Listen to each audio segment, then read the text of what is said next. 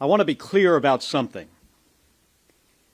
This is not a good news story. This is a story about how Donald Trump and his cronies are trying to break our system in order to silence anyone who lawfully speaks out against them,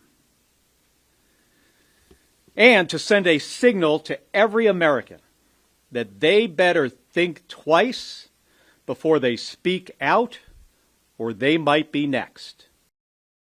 Federal prosecutors went to a grand jury to seek criminal charges against members of the United States Senate for something we said. They tried to have us charged and thrown into jail because we said something that they didn't like, because we repeated what the law actually is. This happened here. This is straight from the authoritarian playbook. This did not happen in Russia. Folks, this is the master alarm flashing for our democracy. It is threatening the very foundation of our system, that we have a right to free speech, to lawfully speak out and protest our government without fear of retaliation. Senator Slotkin and I, we did not ask for this.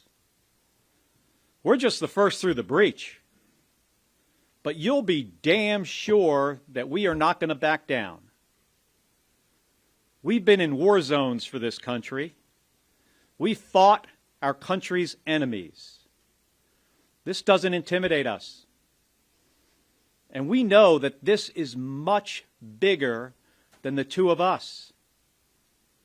The most patriotic thing that any American can do right now is to continue exercising our rights, continue speaking truth to power, and not backing down.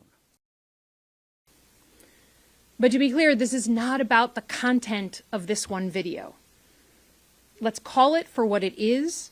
The president is using our justice system to weaponize against his perceived enemies. I think that we've come to a really sad moment in America where the paradigm of leadership has come in completely reversed. In 2026, instead of looking to our elected leaders like the president as setting an example, it is now up to individual citizens in their private capacity to uphold the values of democracy, free speech, liberty, justice. I appreciate Senator Tillis saying something. He's gone further than anybody else. But it's just a sad moment when anonymous grand jurors, just citizens called at random in Washington, D.C., have more bravery to uphold basic rule of law and stand for that than some of our colleagues here in the Senate.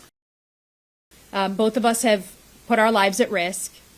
Neither of us enjoy this. I certainly have worked alongside the FBI and the Department of Justice as a CIA officer my entire life.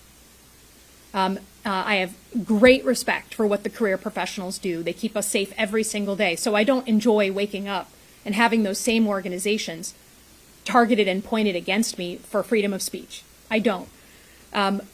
But he's counting on us to feel weak in the knees and to bow out. And I think that's why we went the opposite direction, was to say that point directly to the president.